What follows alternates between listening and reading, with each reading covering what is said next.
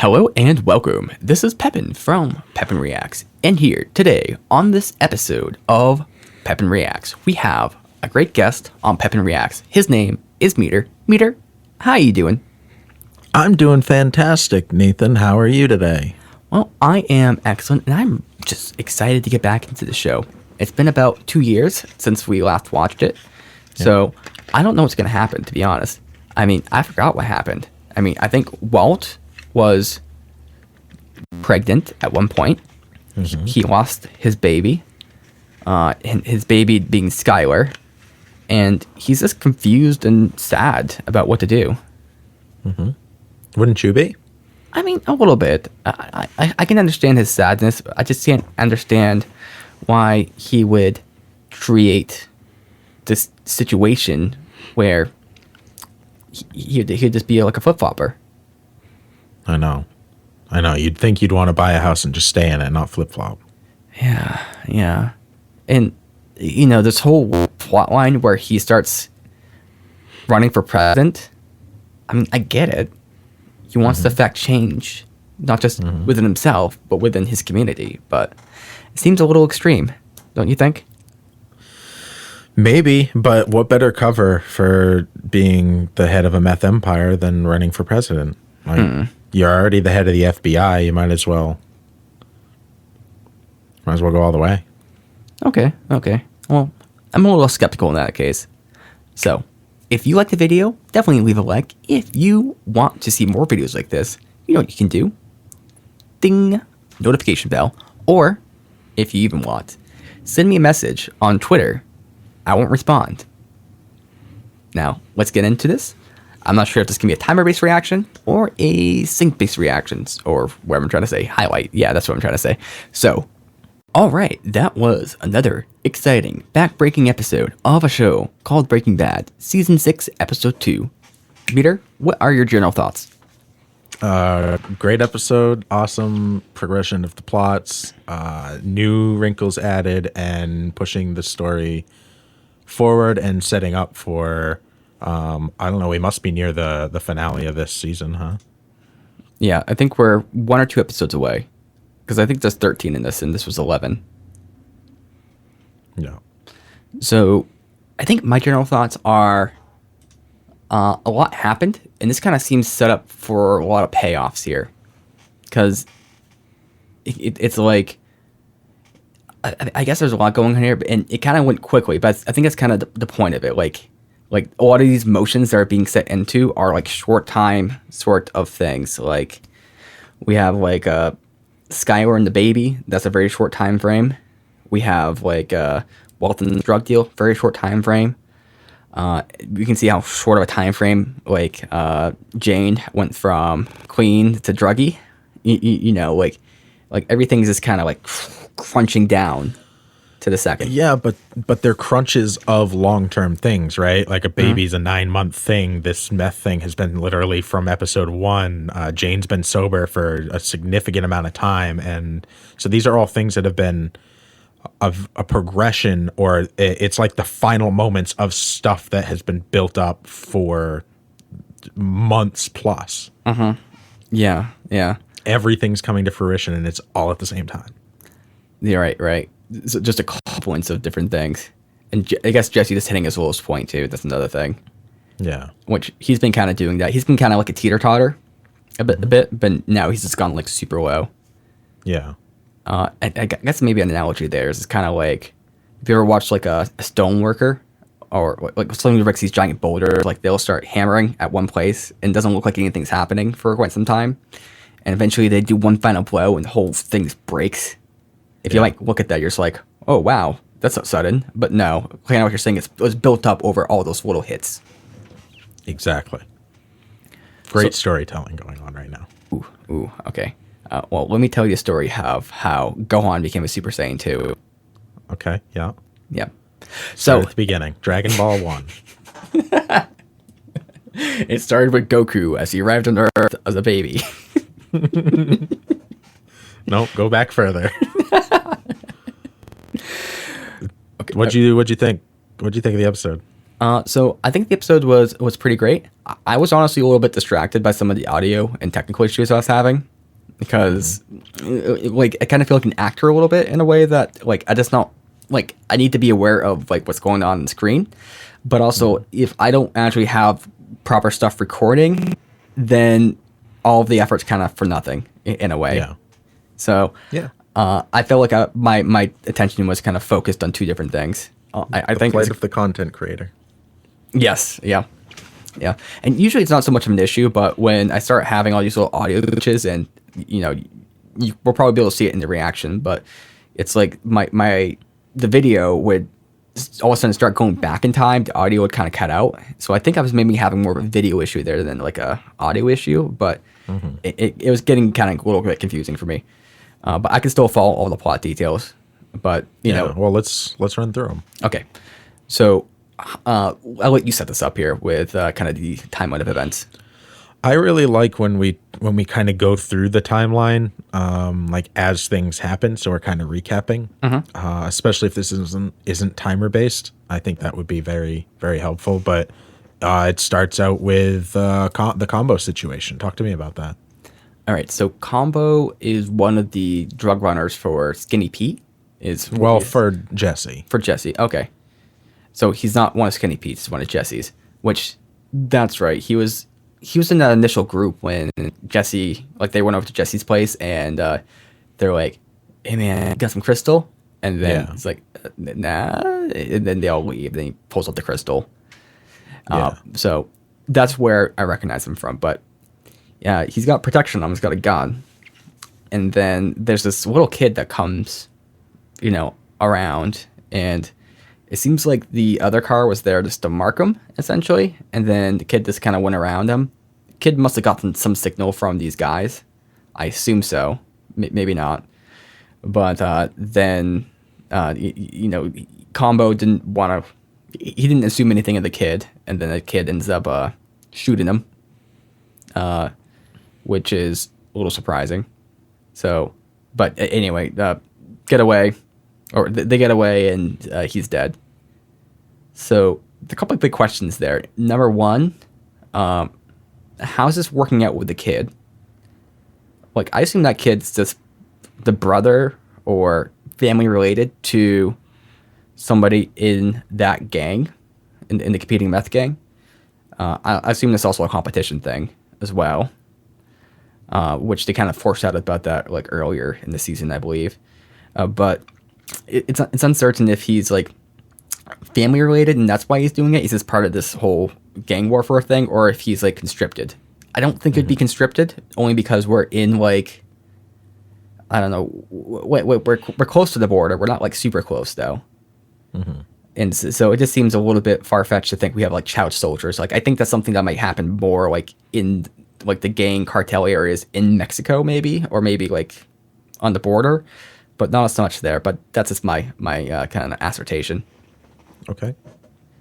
And so Combo gets killed by the kid, and then the other gang goes off. So I think the big question there is, who was the other gang here?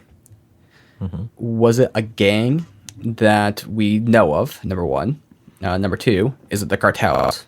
Kind of the same thing in a way. We don't know. Like the cartels are just like a general kind of category. I don't think there's like one cartel gang. I think there's probably multiple. So is it one of these cartel gangs that's kind of like throwing a fit? It could be one that was connected to Tuco, potentially, or could this be like any one? So that's another question. I think the third question here, and this is kind of going further in the episode, is it Gustav that was kind of behind this? You know, maybe not him directly, but you know, we know that he has like a big meth trade here, and he might be employing some power to kind of do this kind of stuff. So it could be Gustav as well. So those are my three big guesses, and Gustav ultimately might be connected with the cartel, so that might be like a 2-for-1. Give me your zero thoughts, Meader. Yeah, I mean, it's shocking anytime you see in media like a kid being used in that way. So definitely a ballsy move by Vince Gilligan and the writers to use that, and very interesting to see what this is setting up for down the road, if this ends up being expanded upon, or if it's just kind of like a one-off thing of this is like a catalyst for a bigger thing, and it's kind of irrelevant, you know. Yeah, yeah. The kid didn't seem too sorry. I don't think he seemed like it wasn't something he wanted to do, but he didn't seem like too bothered about it. Do you have the same impression? I mean, it didn't look like he wanted to be doing it. It looked like he felt like he had to do it. Okay, I'd say the same thing, but I feel like he had to do it, but I don't think he was like forced at gunpoint, or I don't know. There may have not been like extreme consequences for him, but he's kind of forced into it. Yep. Yeah, I don't know. This is So kind then of my Skinny sense. Pete quits. Oh, wait, that's right. Skinny Pete quits. You know, and he says Badger's hiding out in California, so now they have no runners. And do we see Badger move out, or did he just No, that all happened off screen. Okay. It might have been a writing thing where they just had to write him out for some reason, or it might not have been. I'm not sure. Right, right.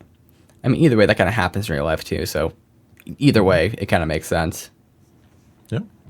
So Badger ran off essentially.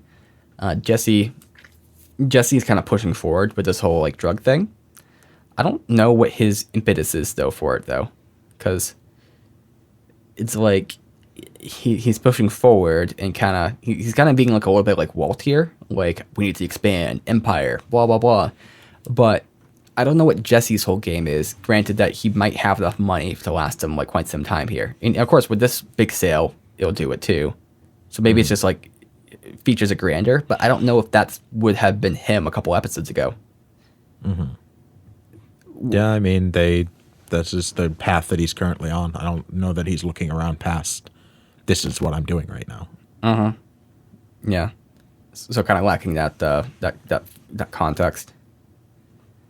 But he tries to convince Skinny Pete, and it does not work. And if we're being real, Skinny Pete was being like pretty honest about the situation. Like, dude, I'm on parole. Like, I'm your one guy left. I don't think he said that, but like, I'm your one guy left.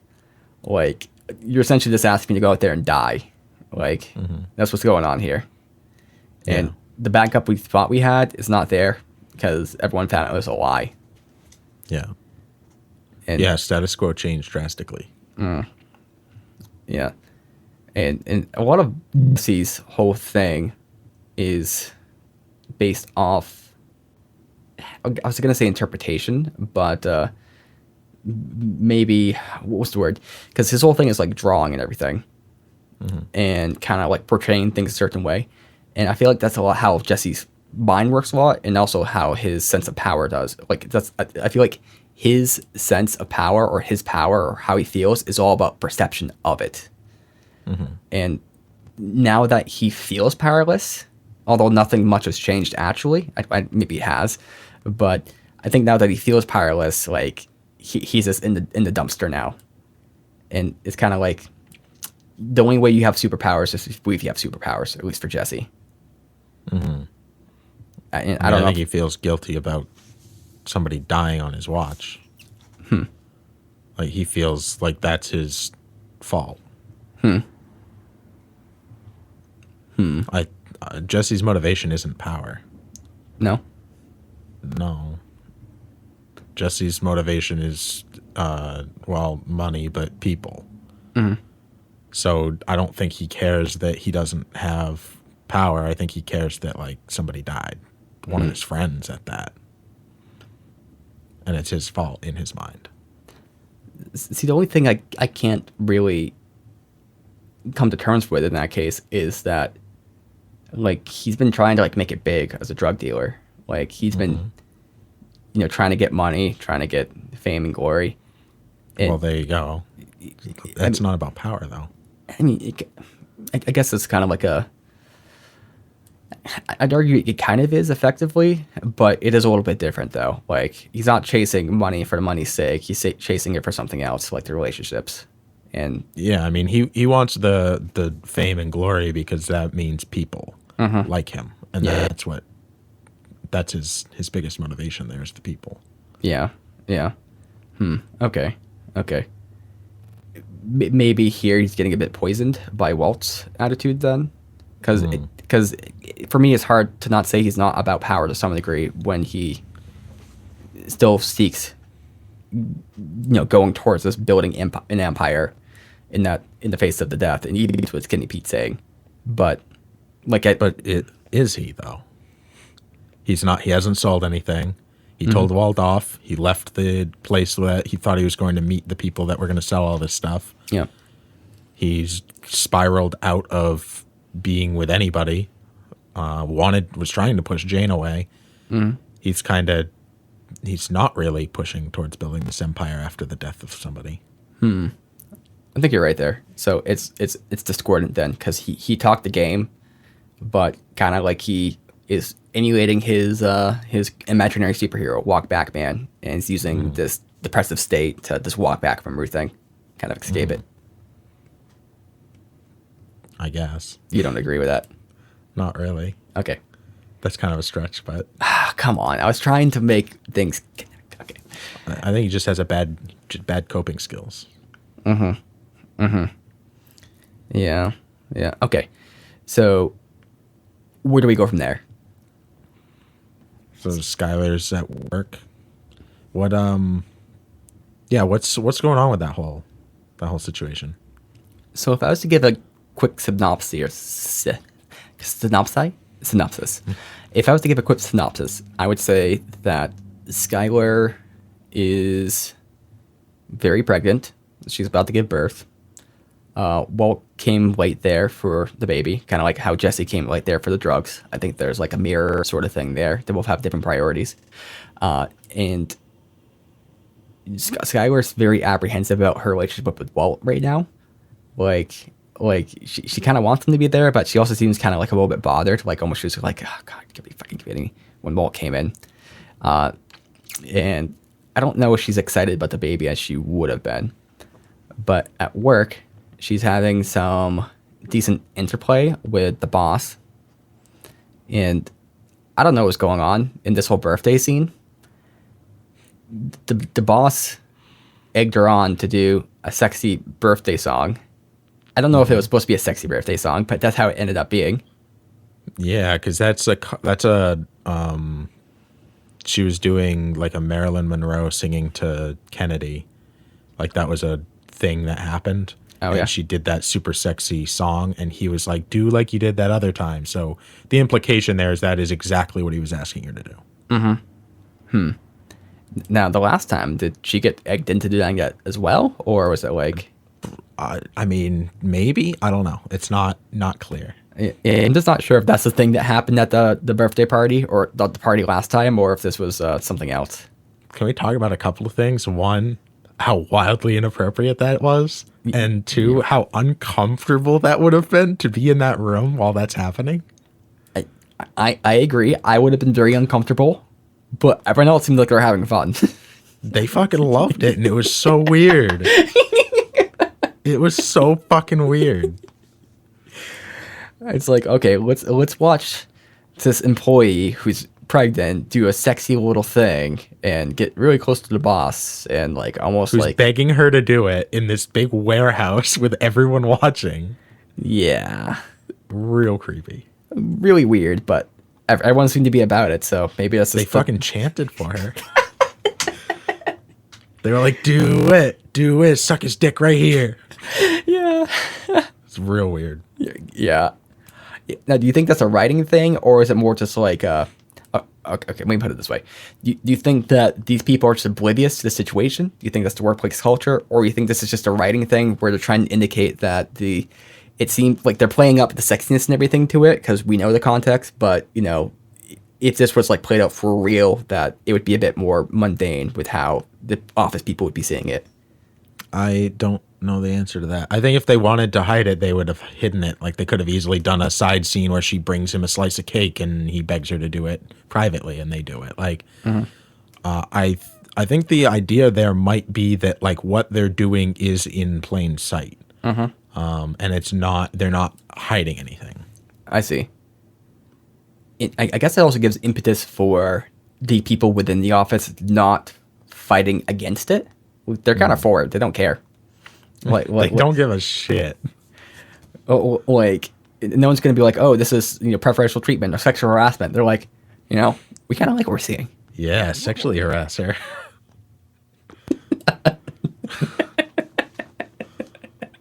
You see HR in the corner just fucking going ham, giving in. Round of applause from Human Resources. I mean, I'm imagining HR like, oh yeah, sing it. I swear to God, if she starts stripping, they'll just be like, I don't know, bowing down or something. Like, this is great. That was a fucked up scene. Yeah. Yeah. Pretty weird. But they both seem to enjoy it. Mm-hmm. And notice that the guy snuck a kiss in. Uh-huh. And that was definitely taking advantage. But I think also, like I want to fault this guy because okay, we've talked about this before. There's the whole thing, power, dynamics, everything like that. So there's definitely not context. So within that context, I still think he's not being utterly creepy because Skylar's also reciprocating in a lot of ways. So, like, for me, it's kind of tough because if Skylar was just like a dead fish here, it'd be something, but Skylar's getting something out of this. And I don't think it's necessarily him. I think it's more attention and like some sort of sense of wanting and love. And so I think she's getting off on something else, not him necessarily, but it's like because after the scene, I think she kind of let that happen. She kind of liked being sexy. And then after, she kind of blushing, kind of had this like face of satisfaction. Because I think she was happy that she was appreciated and, people were, wanting her, essentially. And just to be clear, regardless of if they both like it or what, if it's completely consensual, whatever, it's still wildly inappropriate and it's still wrong because of that power dynamic. Even if they're both getting something out of it, it's still wrong. No, I don't disagree with that. I'm not saying you do. Okay. I'm just clarifying for us that you don't get absolutely destroyed in the comments. Okay, thank you. I appreciate that. Yeah, because my position is a little bit complex here. Well, because again, I don't think he's a good guy in this instance at all. But I'm just saying he's not like twirling mustache evil. Like it's not that level. It's more like it's more subcutaneous, or it's a bit more realistic level or base level. I don't know. Yeah. Yeah. So how does this progress? Because then the next time we see them together, they're talking about work. Mm-hmm. Yep. So she notices all this weird stuff going on, which they kind of hinted at this a bit. And so she's doing digging into the financials and finds out that somehow he's getting money and he's not reporting it. And his whole thing is like, work is my family, which is intriguing. And, I need to support them because jobs, blah, blah, blah. And Skylar is not about this. And she, essentially leaves. And you can understand his position to some degree because it's a little bit empathetic to have the situation where he has a failing business, all these people might be losing their jobs, and I think he does care about his workers. I think he wants them all to keep going, and I don't think he's just like playing that for show. So I think that's true. No. Now, the means of committing a fraud, though, that's not good. You can't be doing that. So the ends he's willing to go to achieve his end, or the means to achieve his end, is not good. And I think my main thought here is this is just like a parallelism for the dynamic between him and Walt. Because same exact sort of thing here, right? Because Walt is committing fraud. He's doing illegal stuff, getting money, putting off on the side, and then using it to support his family, right? Same exact sort of thing.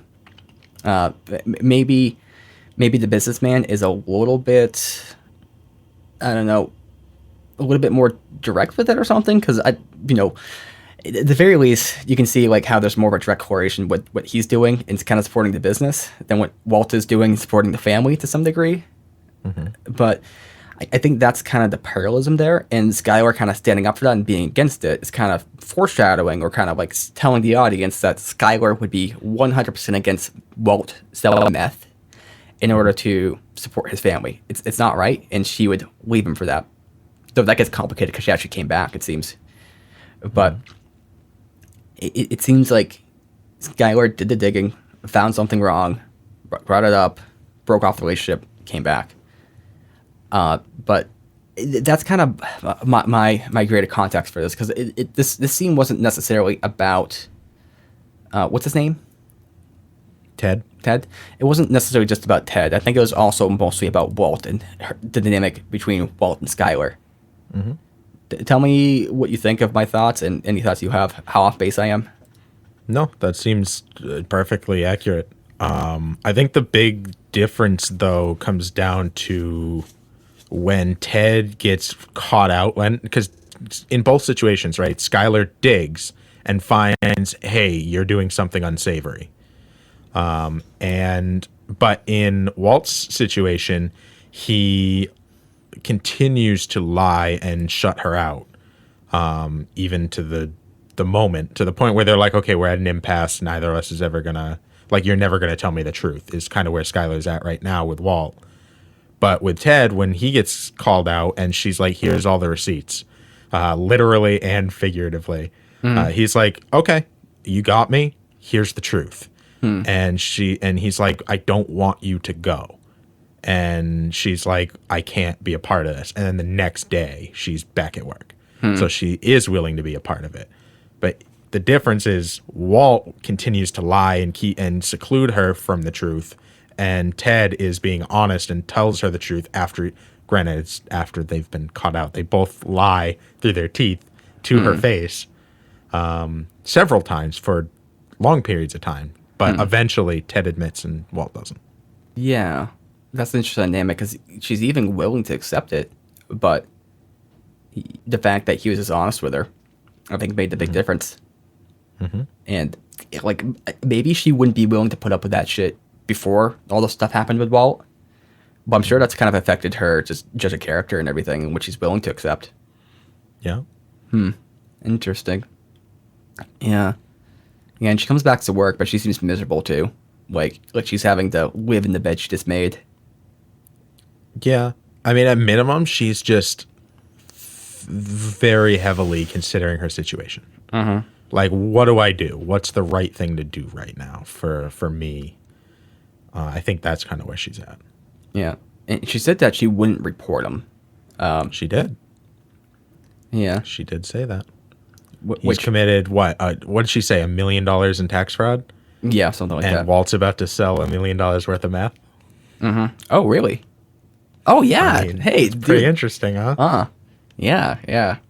So on that exact same scale, now granted what Walt's doing is a different type of illegal, because it's illegal down to the very core of what he's doing, whereas Ted is doing an illegal thing within a legal situation. But, you know, regardless, both of them are prison time. Both of them are on the same money scale. Yeah. Both of them are for the same reason. Yeah. So really what I think this says, and, you know, there definitely is still sexual tension between the two of them. Like, I think Skylar, I don't know if she'll be pursuing that as hard now, knowing what she knows now. But I think it does kind of give an indication that if it's between an honest and a dishonest fraudster, she'd prefer the honest fraudster, which I think makes sense. You know, it's kind of like a bad comparison. Obviously, better to choose none, but, you know, At least honest to her. Yeah. At least being willing to clue her in and not insult her by being like, no, what you're seeing is not true. Like, completely gaslighting her. Ted's just like, okay, you fucking cornered me. I get it. And Walt's like, no, I was naked in a drugstore. Like,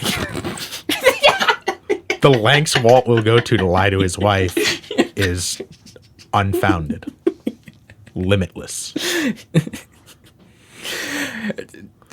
The moment that Ted says, it was a fugue state. like she was just like, Christ. She'll just walk right out. Don't do shit again. Can we? Are we done with that one for now? Let me just think here. I think the only other thing is the baby's on its way, Yeah. and she did call Walt. So to Yep. me, that means that she still thinks that Walt should be a part of this, and she's not pushing him away fully. I think she is kind of like at her wit's end with him. She's kind of given up. Like she was very distant there. Like when Walt and Skylar what I'm trying to say, parted, there's a bit of distance there, and she was kind of making it clear to Walt, like, hey, I don't really care about you much right now. Like, and we're kind of getting distance. It almost kind of sounded like divorce was on the table to me, like Interesting. preempted. And I think she's also trying to like incite a little bit of jealousy by bringing up Ted and everything. Though she was trying to keep that to herself too. So maybe I'm wrong in that, but I think she was okay with Walt feeling jealous there. And Walt kind of got a little bit like off kilter, and then he kind of went in for the kiss. And it's almost like he's like realizing his relationship's kind of on the rocks here. And he's trying to like test to see if she still loves him by kind of doing that. So that's my only other thing to talk about there. Well, I think we should go back and talk about when Walt and Skylar were at the doctor. Oh yeah. When not the ultrasound, because we haven't talked about Walt's prognosis and that whole decision. Oh yeah, yeah. So this is where there's the whole thing where they say it needs to be I'm pretty sure what there was a lung abstraction. Okay. Right? Am I wrong? I have no idea what. I think they said what a lobectomy. Yeah, lobectomy. Like a bectomy is like removing, and Or an entire lobe of your lung is removed. yeah, Yep. yeah.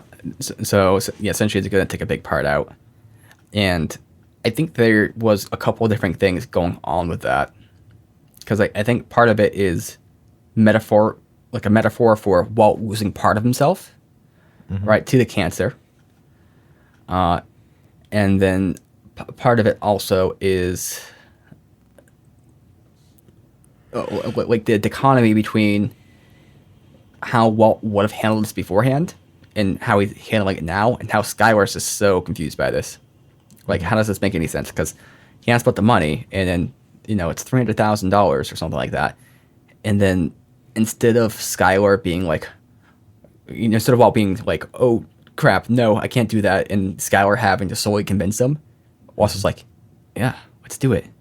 Skylar's like, shouldn't we talk about this? And he's like, no, nothing to talk about. And that's just got to be like such like a hit in the face. It's so confusing because she doesn't understand him, and also he's not even willing to discuss this with her. Like that's also got to be really confusing. Yeah, and I mean she doesn't understand him because he won't let her. He refuses to let her in on what's going on. I mean, it's not just him losing a part of himself to the cancer, right? It's also him being willing to completely remove the cancer. And taking the risk in order to do that, financial and physical, to be able to completely remove the cancer. Because they're like, we can do this, or you can wait and it will come back eventually. And he's like, no question then. If it's going to come back otherwise, get rid of it. I guess in that instance, the cancer is kind of the... I'm going to say the analogy of the fly. I don't know why. But let's say the analogy of small problems becoming big, because that's really what this show's about, is how the little travesties of life just piling up, like forgetting your car keys, forgetting something, getting talked down to by a kid, all these just little tiny things just piling up, and the idiocies of life making it just not grand, just tedious and annoying. That's Walt's biggest issue here, and the cancer just kind of like showing up again and again, is having constantly to deal with it, and just kind of just be there. Just it's so tedious and so annoying for him. And this is kind of what I've heard a couple places, that he does not want to deal with that at all. He would rather just stamp out the cancer. I think the cancer is kind of a metaphor here, just for like little problems in general, just little bureaucratic, tedious, pointless shit. I mean, we've compared the cancer to Heisenberg before as well. And this other aspect of himself and this whole thing that he's created, this whole second life that he's created, and being willing now, with that metaphor, he's saying, let's get rid of that completely, which would be very interesting. Is it get rid of Heisenberg? Is that kind of where we're going? I mean, if we're comparing the cancer to Heisenberg, then yeah, that is what we would be saying in that instance. I get a sense it's not about removing Heisenberg. I think it's removing part of himself. I think, but this is where it gets, I don't know. That's where the metaphor gets messy. Because it would, if you take the metaphor directly, I think you'd be right. I mean, it'd be both, yeah, for sure. I think my more direct reading of the scene, and I said this at one point during the reaction, is that the real reason why Walt's going through his procedure is because he needs to be in debt. He needs to owe this money. Oh, okay. And it's because without it, what reason does he have to cook meth? Yeah. Like, or he tried just doing like the normal life, and he just started just ripping out random floorboards and just kind of doing random shit. He can't deal with that. He needs something more. He's addicted to this power, this control, this, whatever it is. Who knows what it is, right? It's a little bit amorphous. But he did this more so he could continue to be Heisenberg than anything else, is my opinion is. No, I love that. Let's wrap up the Jesse, and then we'll end with Walt. Because I don't think there's anybody else in this episode. There's no Hank or Marie or anything like that. So Right. No Walt Jr. So Jesse's taking the death of Combo hard. Right? Yep. Yeah, I think you were right earlier too, where he talked a big game for a little bit there, but obviously he's not handling it well. His coping has just gone to shit. Yeah, and I mean, he finds out he's not a badass on the street anymore. Everybody he knows leaves him. One of them's dead. One of them moved all the way out to California, which I was going to say is across the country, but it's only a few states for them. But even still.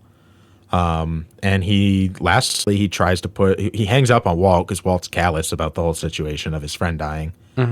And he tries to push Jane away, and just go back to the drugs being his coping mechanism. And she tries to talk him out of it, tries to keep him on the good path, if you will. And then he tries to kick her out, and she ends up staying, and they go on the bender together. Yep. And in a weird way, she kind of escalated him with drugs. Yeah. Yeah, he brought her back into it, and then she brought him even deeper. And it's kind of a back and forth, because when he comes back and she's still laying in bed, he's like, let's go to do that thing that you like doing together. Like, let's leave this situation we've created for ourselves. This was a short-term thing, which is historically how it's been for Jesse. He's done some drugs, and then he goes and he doesn't usually dwell in the drugs. He usually gets on them and then clears his head and then heads out and does other things.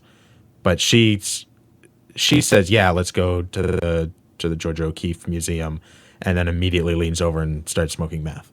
Yeah. And then the next time we see her, she has heroin. Yep. And I don't think Jesse, I think he understands it to some degree, but Jane's gone now. I mean, she's still there in body, but like for people who have like a true addiction, like that's kind of what happens. Like it all just kind of revolves around the drugs. Like I don't know, you can't really get a person back from right then. Like it takes a lot of work, rehab or whatever it may be. But at the point right now, she's not gonna just bounce back like Jesse does from drugs. Like that ain't going to be happening in any easy way. And it does look like he feels bad when she goes back to smoking meth after he says, let's go to the museum. He looks like he's like, oh shit, what did I do? Yep. Yeah, for but certain. Then she wants to do the speedballing with him, and he's like, okay, yeah, let's do it. I almost feel like he would have fought against that if it was prior to losing Combo. I feel like he's just at such a low and does not want to do. He just wants to escape it so bad that this is his. He's willing to accept this. But I think he may have had a bit more heart, a bit more fight back. Otherwise, because he knows what's happening here wrong. Even it's not just to do with him, right? I think he'd be okay with him kind of falling into this kind of like drug path, like this bad. But I also think that he wouldn't want Jane to go down that path necessarily, or as hard as she did. Not that I don't think he would predict that, but maybe he would because he's been around drugs. He's got to know that kind of stuff happens. Yeah. Yeah. It's definitely interesting. So they're speedballing, and that's kind of where his whole story ends. I mean, for this episode, he tells Walt off when they're at that meeting. Now he's high at the time, but in doing so, he's like, I'm fucking taking off. You don't know what you're doing, and I don't want to be a part of this. Because he does say something similar to what you're saying here, and he says like, so are you going to come up with some other magic number once this is done being sold? Which kind of fits in exactly like he's thinking, like you're thinking. Like, this isn't about actually the money anymore. Yep. Is it, Walt? Yeah. Calls him out on it. Yeah, there's a famous story of like I think it was a Greek general, and he was a great general. He conquered so many places. He wanted to be like Alexander the Great. I think it was like the third one after it, and he's just started conquering places. And then one philosopher guy or whatever would start talking to him is like, so let's say we conquered this place, and this place. What are we gonna do? Oh, then we're gonna conquer this place. Okay, let's say we conquer this place, and conquer this place. Then what? Then we're going to conquer this place. Okay, so where do we stop? We conquer the world. And then what? Well, then we'll just eat and drink wine. And it's kind of like, you think that's really the case? You think we're ever going to be like at an end here? Like, there's always going to be something for you. Same thing for Walt. There's always going to be something, no matter what. Yeah. Ain't no end to that train. Yeah. Yeah. I mean, I saw something very similar recently. So that kind of, I was like, oh, wow, this is a parable I literally just read like a week ago. That's crazy. It all kind of coalesced. One other thing to note is, I don't know if this was selling that Jesse was going to kind of get into the speedballing, but he seemed like he found euphoria there. And I don't know if that's just like it demonstrating the power of the drug, or it was kind of indicate that this was affecting Jesse in like that profound way. Could be both. Because I've heard that certain drugs just do it for certain people. Like if you hit that certain right combination, like it's just kind of like a natural addiction. Like maybe you smoke weed, maybe you do some meth, and you like it fine, but it's not anything. But then maybe you do coke, or maybe you probably not coke, but let's say you do heroin, right? And heroin just fits your neurology in just the right way, where you become like a crazy addict. That could be the case here with Jesse. Yep. Yeah, maybe it's not his thing. I think that's Jane's thing for certain. Yeah. Yeah, it'll be interesting to see how and if this progresses, especially now with all of the meth gone. Which leads us to Walt's story. So we see the first scene of him and the doctors. He makes his decision right then and there on the spot, not consulting his wife. And then and then Combo gets shot and dies, and they have to make they're talking to Saul. Can you take us from there? So Saul he's kind of like the doctor for like drug businesses. He asks the right questions, gets the symptoms, and he correctly identifies what the issue is with their business, which is, they suck at it. And then he knows a guy, and they've had this idea, like, getting in touch with a distributor, but they have not been very good at that. So the fact that Saul is just great at this, it gives them a connection. Well, also their last distributor was Tuco. True. So they kind of turned him off to it. Yeah, yeah. And if I'm being real, like we really need a character in the show like Saul, because the show has not sold Walt and Jesse to be very good with decisions, and that kind of came a little bit later with Gus, in his assessment of them.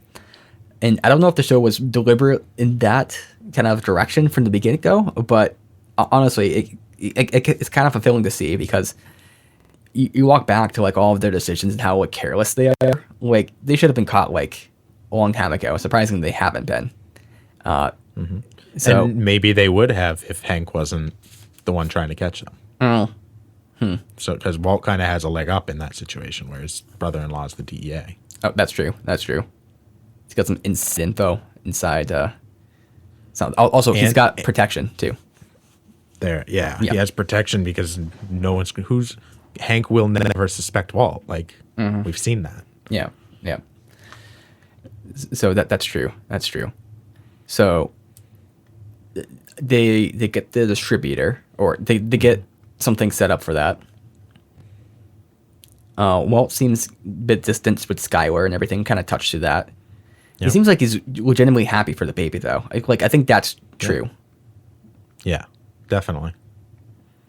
So it's good to see. He's so sketchy at Dos Pollos Hermanos. Mm-hmm. Like he's just like mugging everybody in the place. Like Yeah. Yeah. And it's kind of like Gus was saying, like you're so bad at this. You're Yeah. just terrible. yeah, 100% Yeah. true. Jesse shows up tweaking late and then leaves immediately. Gus is like, no, I don't want to do business with this guy. Yeah. Yeah. Walt got really lucky the second time he came back that like Gus happened to be there, because he's not always at the restaurant, it seems. He's got 14. Yeah. And let alone, he's probably not always at the restaurant. He's probably all the other time just doing selling drugs or something. Running the other business. Yeah. But the second time he goes back, okay, so he talks to, when he gets denied the first time, he's like super mad and starts yelling and stuff, and he's kind of like throwing like a crybaby fit, I think. Yeah. And Saul's just very direct with them, and then he gets told no, and then eventually he goes back there, and he's just kind of like has a little bit of a hunch, it sounds like. And he gets a suspicion of who it was. I think he already had the suspicion, to be honest, when he went there. That's the only thing I can guess, because what's the likelihood that it just so ends up that the same drug dealer is going to meet you there, unless it was like the person you saw that was working there. That's just my thought. I mean, he had no other leads to go on. That's literally all. He doesn't even have a name. That's all he has. So to me, that's kind of like an act of desperation. I'm just going to sit in this chicken restaurant all day and hope something happens. Especially where he just accepted a $200,000 bill, Yep. Yep. plus baby bills, plus everything else. Yeah. I had some suspicion that was the restaurant manager. You 'Cause- did. You said it. And there was a very cool scene they had in there, which was kind of just telling it 100%. But they had Walt looking into the window. You see Walt's reflection, right? And we see Gus standing above them in his reflection. And it's kind of like a little bit dual there, kind of seeing the reflection of the person, kind of like there's the face and also like, what reflects, right? And there's also the Visa MasterCard sort of thing in the bottom right. So it's kind of connecting, number one, power dynamic there, right? Gus, then below Gus is Walt, and then below that we have money. Money's kind of at the bottom, but it's still an essential part of this like framing here. And it's through the window too, which you brought up that windows were a very important theme this episode. It seemed that way. Everybody was looking at each other through windows. There's at least three different times I can think of off the top of my head that happened. But I know the other thing with that shot is Saul said that Gus and Walt are very similar, and there's like the reflections of each other are right next to each other. Like maybe he's seeing himself, but he's also seeing this guy who is himself in a way. Like Gus is a reflection of him in a way. Right. Yeah, I think you're right about that. I don't know much about Gus right now, but it seems like Gus is very rational. But it also seems like has far better business sense than Walt. Yeah. Like I think Walt's got like the genius, but I think Gus has the practical knowledge. Is what it kind of seems like right now. Like Gus is running a business, like a very big business, and his business is probably somewhat upfront for his other business. And he wasn't just he was actually like seeming to do stuff for that restaurant. Obviously, he was there for Walt, but he was there on the day that Walt wasn't even there, or Walt wasn't even supposed to be there. So it sounds like he's just managing that restaurant business. Yeah. So he's generally competent, and we see Walt kind of doing some teaching type stuff, but I don't know. I feel like there's a little bit of a weird distinction there as far as like, I'm gonna say work ethic, but kind of like, I feel like Gus probably can work a little bit better than Walt does. We saw Walt in the classroom 3 times in this episode. Only one of those times was he teaching, and during that, his other business phone was ringing. Yeah. And it was actually disrupting his teaching. So every time he's at work now, we don't actually see him teaching. Yeah. We see him doing his other job. Yeah. That's a great point. Which is why during the episode, I'm like, oh, Walt actually still teaches. It's like, we don't see that anymore. I don't know how much he's actually in the classroom. Like, is he there all day and all these other things happen in the small bits of time between, or is he doing other shit all day? Yeah. Because he sits in a chicken place for most of one day, at least. It's kind of like one of those animes where they're in high school, but you actually never see them in school. Yeah, exactly. Except for that first scene when the Death Note falls. Ooh, yeah. So Walt has a hunch. He goes there. He seems very convinced this Gus, and I don't know if he got lucky. I think this had that intuitive sense there. And then Gus eventually drops it, and he kind of goes into like his, I'm going to say his Walt type voice, or his Heisenberg voice. I don't know how to put it exactly. But Walt has like his own voice, like, hey, how you doing? And then he goes into like Heisenberg, which is like, are you kidding me? I can't do it, but you know what I'm trying to say. So it's like a serious, like, killer tone. Yeah. Same thing happened here with Gus.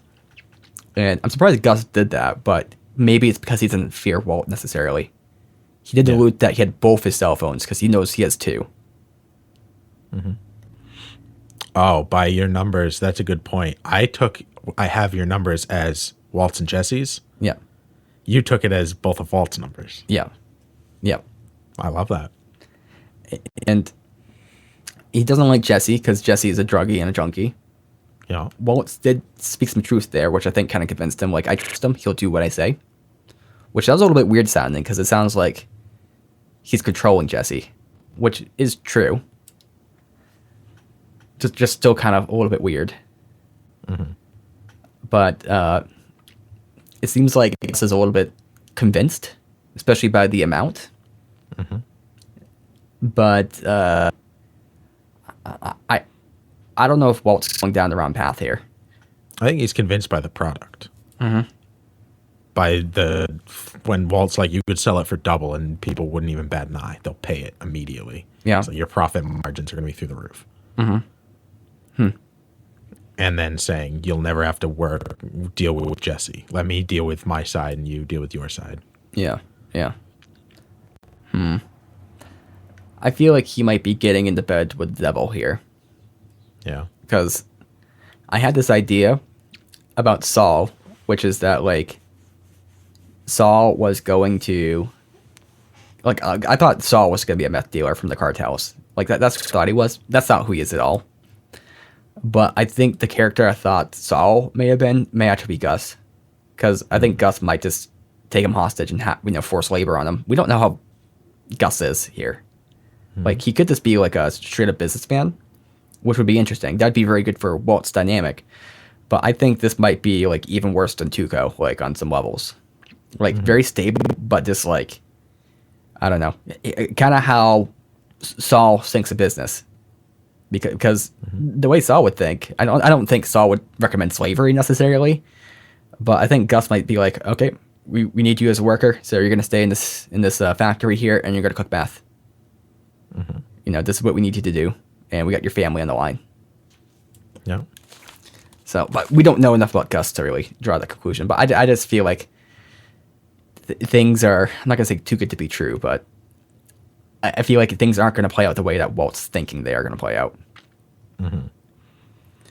But anyway, so he takes the deal, right? He says he says pollos. That's all he says. Yeah. And then Walt goes and runs around like a fucking maniac, asking everybody for Gus, which is insanity. That you're trying to do a meth deal, so you go up to the manager and you're like, "Can I speak to the owner?" Like, no, it's not a complaint. Like, it's so I don't even know his name. That's so sketchy. Yeah. Ends up working though somehow, but I think it's because Gus may have had some intrigue. Yeah, maybe the only reason.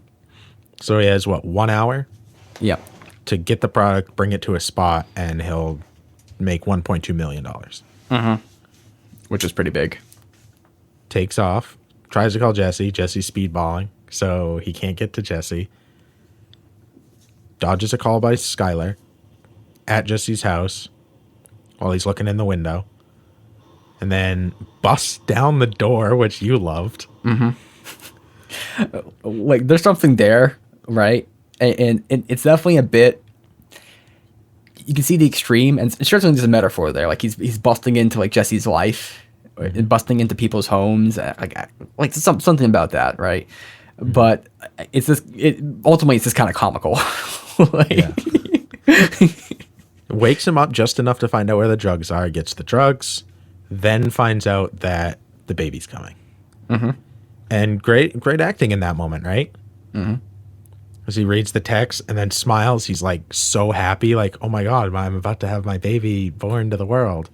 And then he's like, oh shit, and I can't be there. And then he has a decision to make. So what does Pepin do in that situation? Well, this is a tough question. Yeah, of course it is. This is where Walt's at. He's in a tough fucking spot. What do you do? Well, ideally, you don't get into that spot. Well, because it's tough. Because if I'm in Walt's position here, right, I would do exactly what Walt did, right? Okay, so you're selling the meth. Yeah, I'm selling the meth, right? But ideally, you don't get into Walt's position because obviously, Nathan, you've kind of Walt forced. Didn't want to be. Walt didn't want to be in Walt's position. I kind of did. I mean, okay, I'm saying you can't put yourself in a position where you have to make that kind of choice between doing that. Okay, fuck myself. They had a date. Yeah. For when the baby was coming. It wasn't right now. He didn't know. Yeah. He also didn't know that deal was going to be, you have 1 hour, go. Like everything just kind of happened all at once. Okay, I'm gonna throw myself a softer ball here, and of course you are. I'm trying to think about this. Let's see. Let's say my girlfriend or whoever was pregnant with a baby. They're about to deliver, and I had like an important work meeting, where it could determine the fate of the company. Yeah. And I'm needed there to sell it. Do I go to the hospital, or do I go make this fucking awesome deal? Yeah. I don't like hospitals. I would go to the hospital. Yeah. Yeah. Now you're gonna make $600,000. At that point, you're paying for the cost of the hospital. Yeah. I think at that point, I'll give you $600,000 to not go to the birth of your daughter. Do you do it?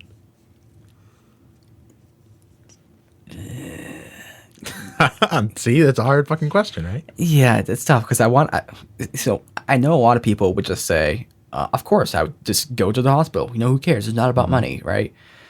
But I don't know. I think when you say that, you're not really thinking about it per se.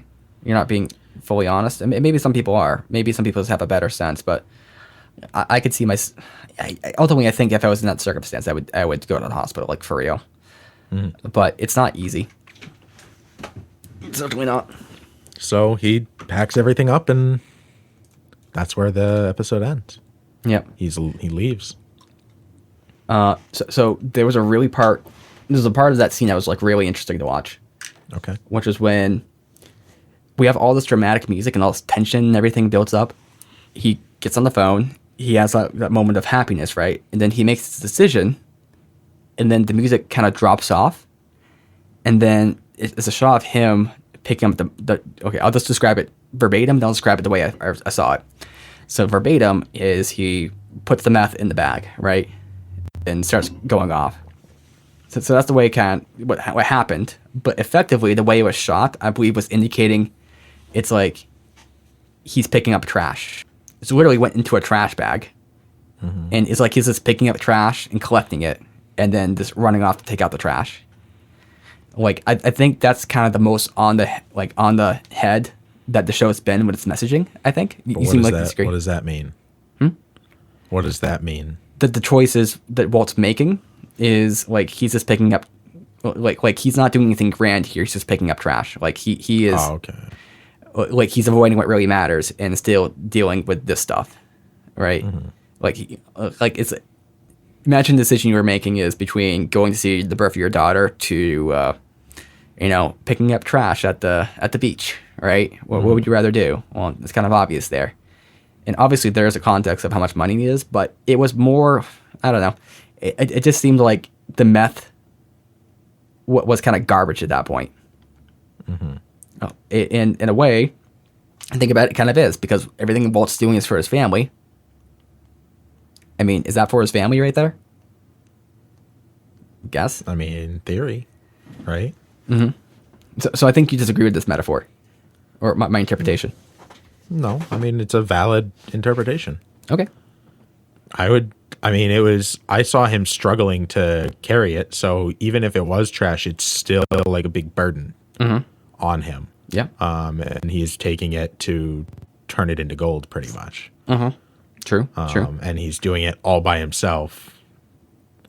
So this clearly wasn't an easy choice for him, but that's the choice he made, and he's burdened with it. Mm-hmm. He's burdened with this all these garbage feelings that are now he's carrying around. Mm-hmm. Mm-hmm. There. I think you sold the metaphor better than I did. Okay. I like it. So I think they're both apt. They both fit. Mm-hmm. Mm-hmm. I think maybe just to reiterate something, I think it's kind of more like it took the context out. Or sometimes when you put music and like verbosity and everything to like a scene, you can make it extra grand. But when you scale it back to what it actually is, like that grandness just disappears, and just you kind of see it for what it is. Yeah. Like maybe that's a better reading of it. Yeah. Because, like, if you took the music and the effects out of the scene with Jesse and Jane doing drugs, like, it would have just been them, like, laying comatose on beds going, and, like, that would have kind of taken the grandiosity out of it. Mm-hmm. But it also kind of would have taken the context of, like, what was happening in their experience out of it. Mm-hmm. And I guess in this experience, I mean, Walt had a lot of frustration there, but he just killed his emotions. Yeah. Like he kind of had to. Right, to deal with the situation. Yeah. Because emotions are motion to put you into motion. And he has to kill that emotion to go to the hospital. Electronic motions. Mm. So, is there anything else you can think of in the episode that might be interesting to discuss? Nope. Yep, I think I should be covered here too. So, definitely, if you love this video, there are 6 things you could do. You could, number 1, eat a pancake. Number 2, eat 2 pancakes. Number 3, you could go take a drawing class. I mean, drawing is something that can help you understand how things really are, because everything is like a 2D projection of a 3-dimensional thing, right? And sometimes we kind of take that 2D projection that we see and we kind of characterize it into how we actually perceive it. And drawing can help you kind of do that. And there's not just like 2-dimensional drawing, of course, right? So that's kind of, say traditional sort of thing, but you can go to like sculptures even, or even 4-dimensional sculptures, which I'm sure is some sort of thing artistic people do somewhere, right? Who are into math. So you know, pioneer, become a sailor. It could be great. Now, thing number D that you could do, and I don't recommend this for people who are faint of heart, are like asking for likes. Because every time you ask for a like, you get a like. So, Meader, can you do the thing? Hit the button, give it a big one. Goes like, woo! That was kind of like the thing? you're jamming up your thumb up somebody's ass right there. It's just like, I mean, if that's what it takes to get a like, bring that booty on over. Let's hit that thumb. Let's hit that thumb. Huh? Well, actually, I just realized that this advice is kind of shitty, though, because there's no like button anymore, right? I think there's a like button. They just got rid of the dislike button. Okay. So in that case, definitely don't dislike this video because you can't anymore. Sorry. If you dislike this, hit that thumbs up. Now, if you have a comment that you want to leave, like, type away. Because keyboard warriors, we need you. Yeah. Now what's number 6? Because that was number 5. Oh, you're still counting? Okay. Yeah. Do I need to come up with a number 6? This is your show, bud. Okay. I can do this. This right here. This is what you call an eraser. That's number 6. Okay.